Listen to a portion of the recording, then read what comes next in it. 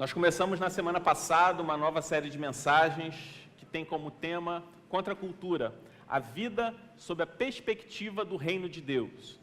Nós vamos investir 8 semanas falando sobre um dos mais conhecidos, ou talvez o mais conhecido sermão de Jesus, que é o Sermão da Montanha, sermão conhecido pelas bem-aventuranças, onde o Senhor Jesus ele faz 8 afirmações a respeito da vida daqueles que são discípulos, que são seguidores de Jesus. O Sermão do Monte talvez seja uma das partes mais conhecidas dos ensinos de Jesus, mas por outro lado também talvez seja um dos ensinamentos mais mal compreendidos. Jesus ele sobe a um monte para pregar esse sermão para um certo número de pessoas, e as pessoas popularmente conheceram ou conhecem esse sermão como Sermão do Monte porque ele foi pregado no monte, não foi Jesus que intitulou esse sermão. Nós temos essa prática de dar um título para o sermão. Esse título, se o Senhor Jesus tivesse pregado na praia, poderia ser, talvez, denominassem como Sermão da Praia, se fosse no campo e assim sucessivamente. Eu, particularmente, gosto de olhar para esse sermão e talvez se eu fosse dar um título para ele, eu falaria que é o Sermão do Reino. Porque se a gente olhar para o capítulo 4, no momento que antecede o início da pregação desse sermão, no versículo 23 do capítulo 4, a palavra de Deus diz que o Senhor Jesus, ele ia às sinagogas, que é o templo de adoração judaica, ele ia para as sinagogas da época ensinar, anunciar as boas novas do reino. E depois tem a transcrição desse famoso sermão de Jesus, que apresenta para nós um olhar diferente para a vida, uma contracultura a esse sistema de valores que ignora completamente o nosso Deus. E quando a gente olha para o Sermão do Monte, isso traz para a gente uma reflexão, que eu queria perguntar para você nessa noite. Em algum momento, você já teve a sensação que estava errado em fazer o que é certo? Você está fazendo algo que é certo, e por fazer aquilo que é certo, as coisas parecem estar dando errado? Você está fazendo o que é certo e está se dando mal por causa disso, enquanto aqueles que estão fazendo o que é errado estão aparentemente se dando bem? Um pouco antes de começar o culto, eu encontrei com o Eleandro lá na sala e a gente estava falando sobre essa questão de alugar casa. A minha casa lá em Macaela está alugada e o inquilino saiu, e quando eu fui alugar o meu apartamento aqui no Rio, a gente procurou fazer tudo certinho e tal, a gente entregou a casa para o inquilino pintada, toda direitinha, e ele saiu e deixou tudo errado. Aí o Leandro falou, eu passo por essa mesma situação, parece que a gente sempre faz o certo, quando é a gente entregando o imóvel, a gente faz tudo certo, mas quando é o oposto, parece que as pessoas sempre fazem errado. A gente olha para a sociedade, principalmente na cultura brasileira, na cultura do jeitinho, na cultura que a malandragem se tornou virtude, a gente às vezes tem essa sensação de que nós é que estamos errados quando fazemos o certo. Mas se você, de alguma forma, se sente na contramão da cultura desse mundo, de alguma forma isso é um bom sinal. Se você se sente em alguns momentos um peixe fora d'água, em muitos aspectos, do estilo de vida, da sociedade em que a gente vive, talvez isso seja um bom sinal. Porque o Senhor Jesus, ele apresenta 8 afirmações sobre as características do Filho de Deus. No texto, Jesus está falando sobre a vida do cristão, sobre o domínio gracioso de Deus, falando que ser cristão, que servir a Deus, significa ser diferente, significa viver em uma contracultura ao sistema de valores completamente hostil ao Evangelho. Esse sermão de Jesus aponta para uma vida completamente humana também. Às vezes a gente pensa assim, Viver para a glória de Deus, viver sob a perspectiva do reino de Deus, é uma vida quase que, assim, você tem que ser quase que um semideus para isso. Não, o Senhor Jesus, ele traz afirmações de uma vida completamente humana, porém, sob o domínio do nosso Deus. E é interessante também que o Senhor Jesus, e a primeira afirmação que eu gostaria de fazer na introdução dessa mensagem, é que as bem-aventuranças não são 8 características distintas sobre 8 tipos diferentes de seguidores de Jesus. As bem-aventuranças são 8 características que todo discípulo de Jesus, todo seguidor de Jesus precisa ter. Forma um conjunto de características de todo seguidor de Jesus, que às vezes a gente pode olhar para esse texto de Mateus 5, das bem-aventuranças, e pensar o seguinte: aqui são 8 características distintas de 8 tipos diferentes de discípulos de Jesus. Beleza, eu sou um cara manso, por exemplo, ótimo. Já atendi a minha cota. Eu sou um cara puro de coração. Tá ótimo. Então eu estou absolvido das outras 7. Ou melhor, eu sou um cara manso e puro de coração. Olha que maravilha. Das 8 opções, eu tenho 2 ou 3. Não. O Senhor aqui, ele está nos desafiando a viver sob a perspectiva do reino de Deus, que muitas vezes vai contrariar completamente a lógica do mundo. E o Senhor, ele fala sobre essas características. E o que é mais belo disso tudo é que Jesus, ele ensina o Sermão do Monte com as suas palavras. Mas se você olhar para essas 8 características e olhar para a vida de Jesus expressa em todo o Evangelho, você vai ver que Jesus ensinou o Sermão do Monte, pregando esse Sermão no Monte, mas também demonstrando para nós a sua vida, mostrando para nós a vida perfeita que ele viveu. Há 3 semanas atrás eu falei sobre a utopia da vida cristã. E o Sermão do Monte é, de alguma forma, essa utopia. Não aquela utopia que, por ser uma meta inalcançável, a gente desiste dela. Mas é aquele projeto ideal de vida, que mesmo a gente sabendo que não vai conseguir viver exatamente igual a Jesus, é o que nos faz caminhar e perseverar a cada dia aqui na história. A igreja, ela é a comunidade onde Deus habita. E é interessante que, quando a gente olha para o capítulo 5, no final desse sermão, o Senhor Jesus, ele não fala somente das características das bem-aventuranças, mas ele também fala do propósito desse sermão. Ele fala que nós somos sal da terra e luz do mundo. E o Senhor Jesus, inclusive, fala na conclusão desse sermão que se nós estivermos aqui e não formos sal e luz, de nada adianta. A gente não presta, o nosso viver cristão se torna inútil. Então, a vida sob a perspectiva do reino de Deus é a forma como nós, discípulos de Jesus, como comunidade, expressamos o caráter de Deus ao mundo. As pessoas vão crer por intermédio da palavra, mas Deus também usa a sua igreja para que o caráter santo dele se faça conhecido na terra.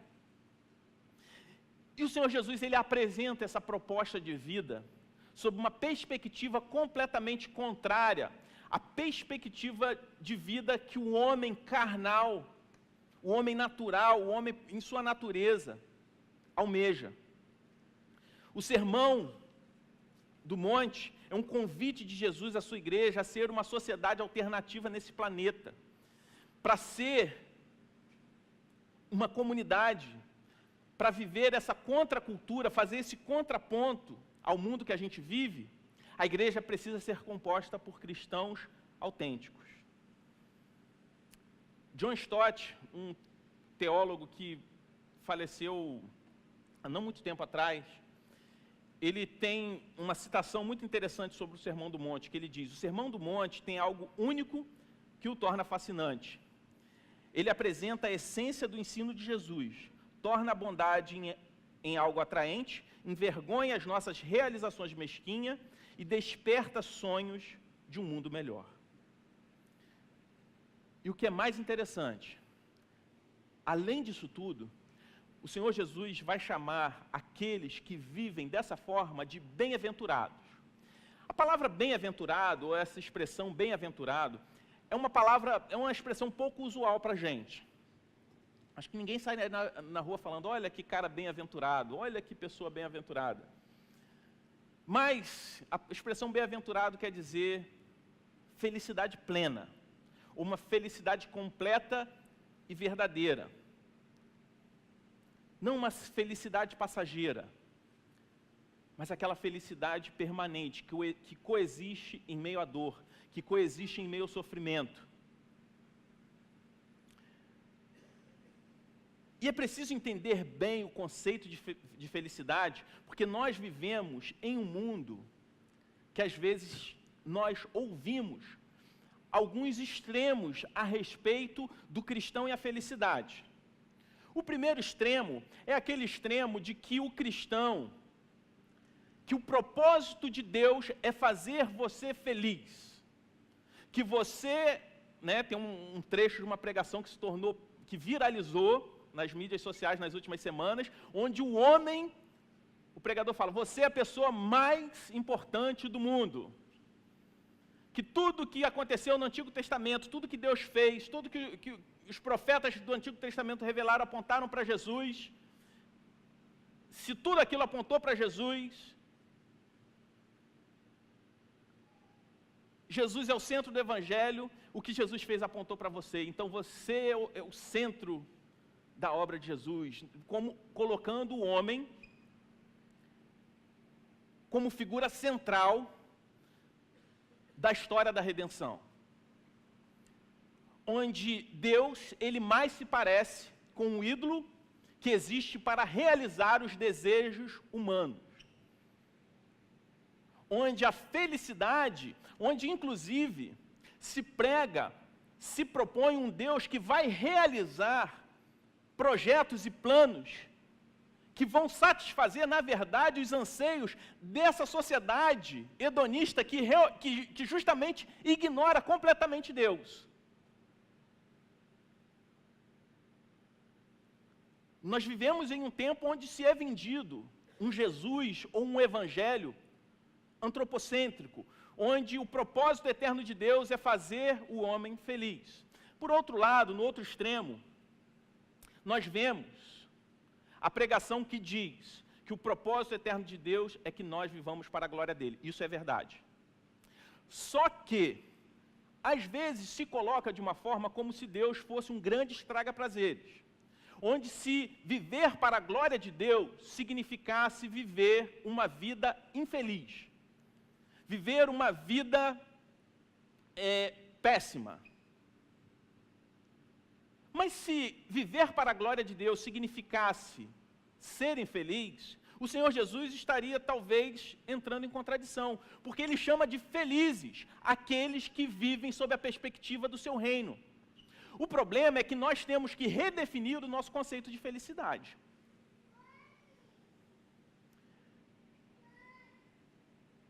Ser feliz e viver para a glória de Deus não são coisas antagônicas. Se fosse assim, Jesus, ele não nos chamaria de bem-aventurados.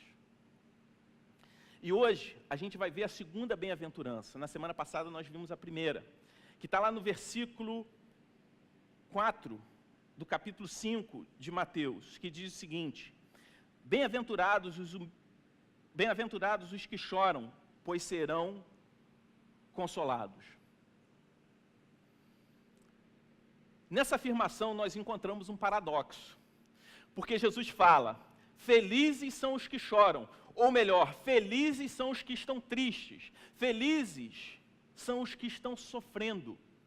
A palavra grega usada para choro, é a expressão máxima do grego para a forma mais profunda de choro. É a palavra usada para o choro, do luto, do lamento por aqueles que morrem. Então Jesus está falando de um choro profundo. Jesus ele está falando, ele está apresentando para nós um paradoxo, dizendo que feliz é aquele que sofre, aquele que chora profundamente. Estaria Jesus, então, fazendo uma apologia ao sofrimento? Será que a gente serve a um Deus neurótico? Será que nós servimos, cremos em um Deus que faz uma apologia a uma vida de sofrimento? Que diz que quando vai tudo mal, quando o desastre, a desgraça chega na nossa vida, é que nós somos felizes? Não é isso que o Senhor está falando, de maneira nenhuma. O que Jesus ele está apresentando para a gente é uma reflexão a respeito por quais motivos nós temos chorado. O que o Senhor Jesus ele está apresentando para a gente é uma reflexão a respeito das motivações que nos levam a chorar. Pelo que você tem chorado? Nem todos que choram são felizes. O Senhor Jesus ele fala: feliz é aquele que chora, mas nem todo que chora é feliz. Nem mesmo todos que choram vão ser consolados. Não há felicidade, meus irmãos, na tragédia. Nós estamos vendo aí, nesse ano, uma sequência de tragédias acontecendo. Nós vimos, logo na primeira semana do ano, se eu não me engano, no início do ano, Brumadinho, no primeiro mês do ano. Nós vimos depois os meninos do Flamengo. Agora nós, embora não tão noticiado, mas nós estamos vendo a situação caótica lá em Moçambique, na África. Eu não estou falando que não possa haver consolo, conforto diante da tragédia. O que eu estou falando é que o Senhor Jesus ele não está apresentando uma apologia ao sofrimento, como se quando acontece um acidente, quando acontece uma morte trágica, e você se entristece, quando acontece, quando a violência chega até a sua porta, até a sua casa. Violência essa que é consequência do pecado na vida da humanidade. Você está sendo abençoado por isso, porque você está chorando, porque você está sofrendo a tragédia. Não é isso que o Senhor Jesus está falando. Embora o Senhor Ele nos alivie diante do momento de tragédia, Ele nos console diante do momento de tragédia, o Senhor não está falando que somos abençoados e felizes quando sofremos constantemente pela tragédia. Não há virtude na desgraça. A desgraça ela é fruto do pecado. Jesus não está falando disso.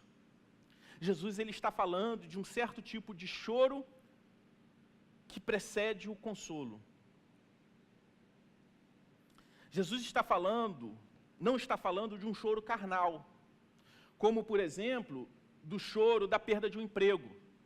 O desemprego chega, você chora e você pensa, o Senhor Jesus falou que feliz é quem chora. Eu estou chorando, então estou sendo abençoado com esse desemprego, por causa da crise. Você é abandonado pelo seu cônjuge, e chora pela perda do cônjuge e pensa, eu estou chorando. É desse choro que o Senhor está falando, que nos traz felicidade. Você chora pela perda de um bem, pela perda de um filho, que é a perda que ninguém espera perder. A ordem natural na nossa mente é do filho, são dos filhos enterrarem os pais, e não dos pais enterrarem os filhos. Mas o pecado trouxe para nós a finitude da vida, a possibilidade de perdas inesperadas. O Senhor também nos está falando do nosso choro quando nós fazemos algo errado e sofremos e choramos por conta das consequências. Todos nós pecamos, mas a pergunta é, quando nós pecamos, nós de fato ficamos tristes? Não é como o choro, por exemplo, do faraó no passado, numa história que é descrita lá no livro do Êxodo. O faraó que diante de toda aquela circunstância, de toda uma circunstância que o Senhor preparou para a libertação do povo, ele libera o povo de Israel, que estava sendo escravizado por esse faraó, e depois dele libertar o povo, a Bíblia diz que o faraó ele chora de arrependimento por ter feito bem. É o arrependimento ao inverso, né? Como nós falamos, você faz tudo certo, aí você se dá mal por ter feito tudo certo. Aí você bate aquela vontade de se arrepender de ter feito certo. Igual quando a pessoa, por exemplo, viaja para o exterior, aí passa da cota, aí vai lá, não, vou declarar. Ou melhor, não compra aquilo que queria para não passar da cota, porque não quer pagar imposto. Aí quando passa, a alfândega está vazia. Aí você se arrepende, por que eu não comprei acima da cota? Por que eu não vim cheio de muamba no bolso, para mim ainda para vender e fazer uma grana? Não é desse choro que o Senhor está falando. Não é o choro do remorso, que é diferente do choro do arrependimento. O choro do remorso é aquele choro que nós choramos quando nós somos descobertos em nosso pecado, depois de várias oportunidades de arrependimento que nós desperdiçamos. O choro do remorso, das consequências do nosso pecado, e não exatamente um choro pelo pecado, como o choro de alguém que vive a vida inteira em adultério, e só chora quando sofre as consequências de um divórcio. Não é o choro como o choro do bandido, que vive uma vida de crimes, sem nunca derramar uma lágrima, mas chora quando encara a realidade da cadeia, sobretudo as cadeias, as prisões da realidade do nosso país.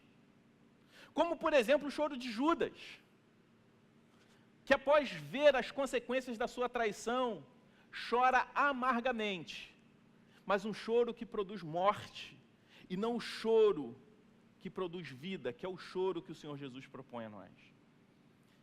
Não é o choro fingido para tentar impressionar a homens. Por exemplo, o choro dos políticos, quando são descobertos em suas falcatruas e depois choram diante dos seus eleitores para tentar reconquistar os votos. O choro teatral para tentar aplacar a punição dos seus delitos, mesmo diante de inúmeras oportunidades de fazer o que é certo e sempre insistindo em fazer aquilo que é errado. Não é o choro para tentar impressionar as pessoas. Então, pelo que nós devemos chorar? Se Jesus está falando que felizes são aqueles que choram. O choro que nós devemos chorar é o choro que é fruto da primeira bem-aventurança que nós aprendemos na semana passada, que é: bem-aventurados os pobres de espírito, ou os humildes, porque deles é o reino dos céus. O choro que procede do nosso autoconhecimento a partir do Evangelho. É o choro que procede do Evangelho quando nós descobrimos quem de fato nós somos e quem de fato Deus é. Não tem como não chorar quando nós descobrimos que nós somos pecadores e que Deus é completamente santo. Quando descobrimos que somos pecadores e que nosso pecado tem como consequência a morte eterna. Não tem como não chorar quando nós descobrimos que a nossa origem, a nossa essência, ela é má. Que tudo que há de ruim no mundo é fruto do pecado. E nós somos pecadores, que nós não somos simplesmente vítimas de todas as injustiças, de toda a maldade, mas que na verdade existe injustiça e maldade porque o mundo é composto por pecadores, assim como eu. Mas ao mesmo tempo, não tem como não ser consolado pelo Evangelho quando descobrimos que fomos criados por um Deus que é bom, justo e santo. Mas choramos que a nossa condição de pecadores é fruto da decisão dos nossos primeiros pais, lá no Éden, logo no início da criação, quando eles decidiram viver uma vida divorciada, completamente autônoma do Criador, mesmo diante de tanta bondade e graça que o Senhor criou, toda a condição favorável que o Senhor criou para nós, porque antes do pecado, o homem ele vivia em plena comunhão com o seu Criador, consigo mesmo, com o seu próximo e com toda a natureza. Deus criou o homem em um estado em que ele dominava sobre toda a natureza, num corpo que não era passível de doença, de dor, de sofrimento. E mesmo diante de toda a criatividade e bondade de Deus para com o homem, os nossos primeiros pais decidiram transgredir a única ordenança, a única proibição que Deus deixou para nós. E com isso, entrou o pecado no mundo. E não adianta você querer colocar a culpa só em Adão e Eva.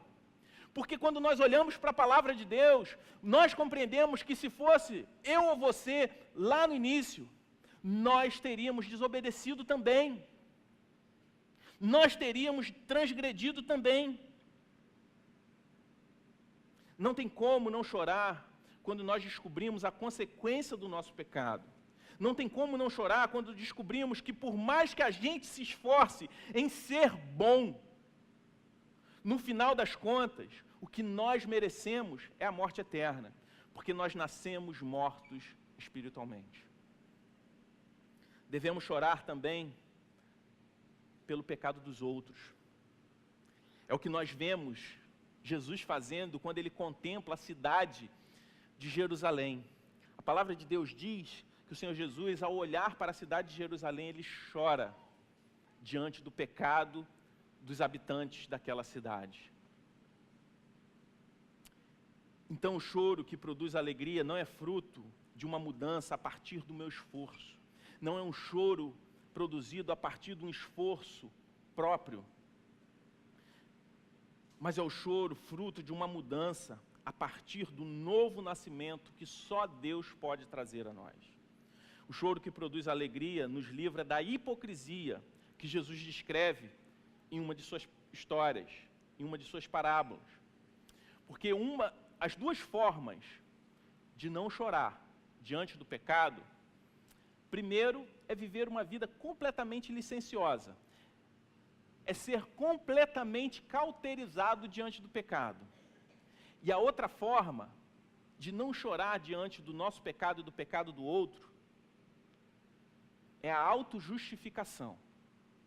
E o Senhor Jesus, lá no Evangelho de Lucas, capítulo 18, versículo 9 ao 14, ele vai contar uma história para as pessoas que exemplifica bem do que nós somos livres pelo Evangelho. Alguns que confiavam em sua própria justiça e desprezavam os outros, Jesus contou essa parábola. 2 homens subiram ao templo para orar. Um era fariseu e o outro publicano. O fariseu em pé orava no íntimo: Deus, eu te agradeço porque não sou como os outros homens, ladrões, corruptos, adúlteros, nem mesmo como este publicano. Jejuo 2 vezes por semana e dou o dízimo de tudo quanto ganho. Mas o publicano ficou à distância. Ele nem ousava olhar para o céu, mas batendo no peito dizia: Deus, tem misericórdia de mim, que sou pecador. Eu lhes digo que este homem, não o outro, foi para casa justificado diante de Deus. Pois quem se exalta será humilhado, e quem se humilha será exaltado. Só para você entender, o fariseu era um religioso. O publicano era o que seria equivalente hoje em dia aos políticos do nosso país. Era um grupo da sociedade que a sua maior característica, que o tornava mais popular, era a corrupção. E mesmo aquele religioso que tinha um desempenho moral e religioso impecável, porque ele não era corrupto, ele não era ladrão, não era adúltero, jejuava, entregava o dízimo e orava. Porém, confiava no seu próprio esforço moral e religioso para ser justificado diante de Deus. Na verdade, o seu esforço moral e religioso, era uma cortina de fumaça para que não houvesse arrependimento e choro pelos seus pecados, para que ele não se enxergasse numa condição de pecador, necessitado de arrependimento contínuo, enquanto aquele outro homem, o publicano, ladrão, corrupto, diante de Deus estava genuinamente chorando pelos seus pecados, reconhecendo a sua falência moral e espiritual diante de um Deus que é santo, puro e justo. Só que o choro que Jesus traz para nós, o choro que o Senhor Jesus apresenta para nós, que produz alegria, não é um choro da culpa. O Senhor Jesus, ele não está falando que o crente, ele vive para viver chorando com o peso da culpa. Onde nós nos relacionamos com Deus por meio da culpa e do medo. Pelo contrário, o Evangelho nos apresenta também a sua graça, que nos livra da culpa e nos mostra um Deus amoroso, que paga a pena em nosso lugar, enviando Jesus Cristo para morrer pelos meus e os seus pecados. O Deus que morre a nossa morte para vivermos a sua vida. O Evangelho que nos fere é o Evangelho que ao mesmo tempo nos cura.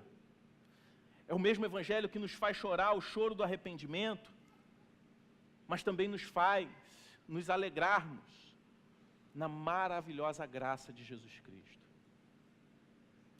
Jesus faz uma promessa quando nós choramos pelo pecado. Ele promete consolo e alegria eterna. Diante desse paradoxo, num mundo onde as pessoas vivem em busca de satisfação pessoal,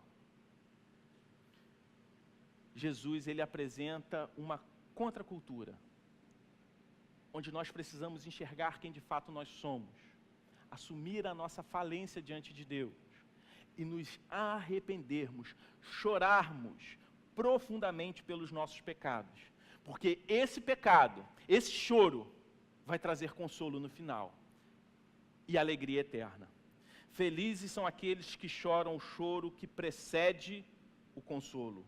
A dor sincera de coração que logo após essa dor recebe o abraço do Pai. Vivemos em tempos, irmãos, em que as pessoas deixaram de chorar, deixaram de lamentar pelos seus pecados. Pelo contrário, as pessoas passaram a exaltar o pecado. Vivemos em tempos onde o que é errado se tornou certo, o que é certo se tornou errado, que falar contra determinadas coisas se tornou inaceitável. Falar contra, por exemplo, a pornografia é algo que é socialmente, já faz parte da nossa cultura, onde qualquer seriado, sobre qualquer tema que for, qualquer filme, a nudez gratuita, por exemplo, está presente.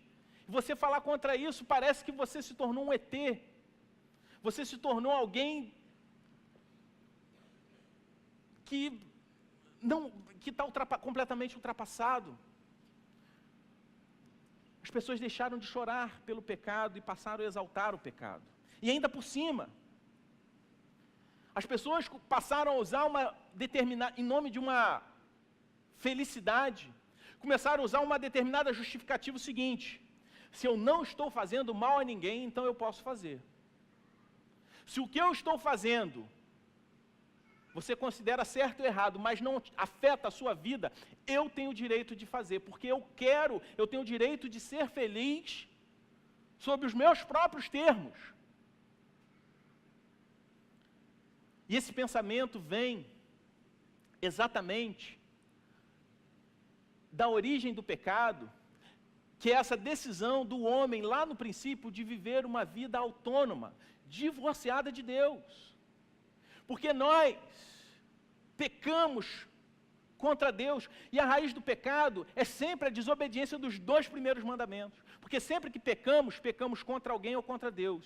Mesmo aquele pecado que nós cometemos, que aparentemente não afeta a outra pessoa, nós estamos pecando contra a santidade de Deus. Então, logo, nós não estamos amando a Deus acima de todas as coisas, nem ao próximo como a nós mesmos.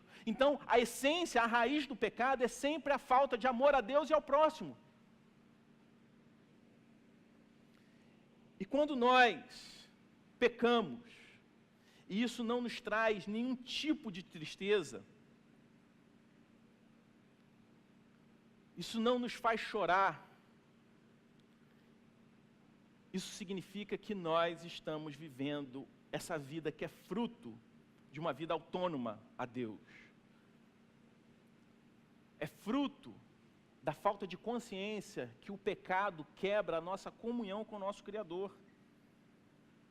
Enquanto, na verdade, o que Jesus está propondo para nós é que quanto mais a gente se aproxima de Deus, mais nós devemos chorar pelo nosso pecado. Mas a boa notícia é que quanto mais nós choramos pelo nosso pecado, mais nós recebemos o consolo de Deus, mais nós recebemos o conforto de Deus, mais nós nos achegamos a Deus. Por isso a pergunta que eu queria fazer para cada um de vocês nessa noite: quando foi a última vez que você chorou pelo seu pecado? Quando foi a última vez que você se entristeceu, não pelas consequências do pecado, não porque você foi descoberto em seu pecado, mas quando foi a última vez que você chorou após ter pecado? Porque pecar, todos nós pecamos. A pergunta é: quanto o seu pecado te entristece? Quanto o seu pecado te leva às lágrimas?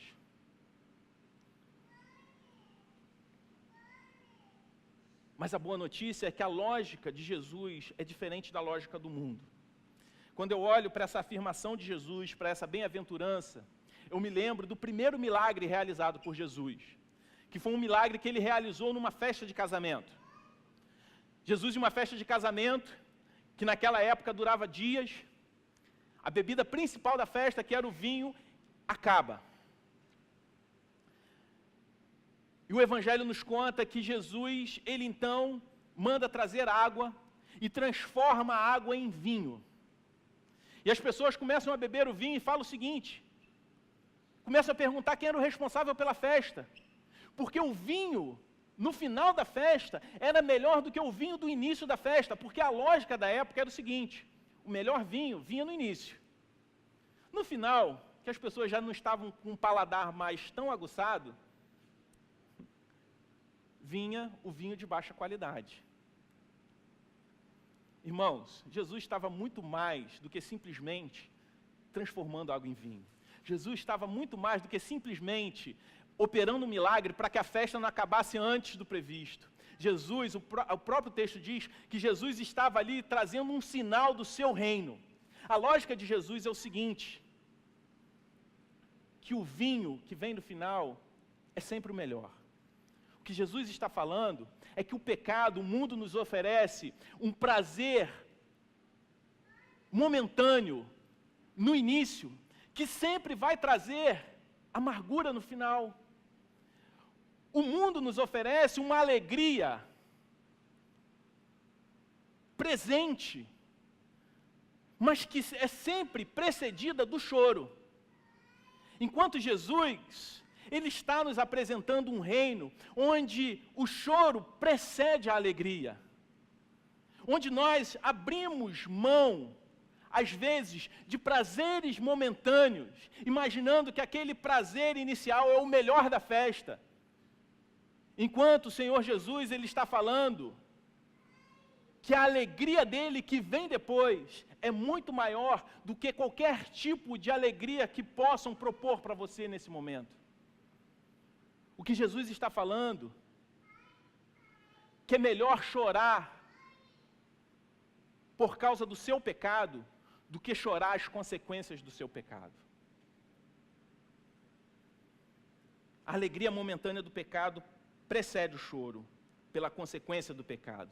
Mas o choro de arrependimento precede a alegria eterna do abraço, do consolo e do perdão do Pai. que felizes não são aqueles que estão se alegrando por causa do pecado, porque o choro na vida deles é certo.